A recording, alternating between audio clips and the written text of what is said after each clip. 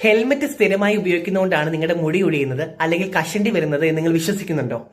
പലരും ഹെൽമെറ്റ് വെക്കാൻ മടിക്കുന്നത് പോലും ഈ പേടി കൊണ്ടാണ്. എന്നാൽ ഇതിന്റെ പിന്നിലെ മെഡിക്കൽ സയൻസ് എന്താണ്?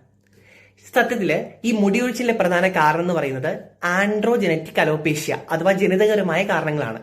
ഇതിൽ ഹെൽമെറ്റിന് യാതൊരുവിധ പങ്കുമില്ല. ഹെൽമെറ്റ് ധരിക്കുന്നതുകൊണ്ട് മാത്രം ഒരാൾ കഷണ്ടി വരില്ല.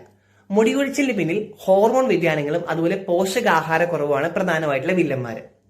പക്ഷെ രണ്ട് കാര്യങ്ങൾ നമ്മൾ ശ്രദ്ധിക്കണം. ഒന്ന്, ഹെൽമെറ്റ് വളരെ ഇറുകിയതാണെങ്കിൽ മുടിയുടെ വേരുകളിൽ അമിതമായിട്ടുള്ള ഈ വലിപ്പം ഉണ്ടാകും. അപ്പൊ ഇതിനെ ട്രാക്ഷൻ അലോപേഷ്യ എന്ന് വിളിക്കുന്നു. രണ്ടാമത്, ഈ ഹെൽമെറ്റിന്റെ ഉള്ളിൽ വീർപ്പോ അഴുപ്പൊക്കെ കൂടി വന്നിട്ടുണ്ടെങ്കിൽ ഈ ഫംഗൽ ഇൻഫെക്ഷൻ ഉണ്ടാവും. ഇത് മുടി ഒഴിച്ചിലിന് കാരണമാകും, അല്ലാതെ ഹെൽമെറ്റ് നേരിട്ടല്ല.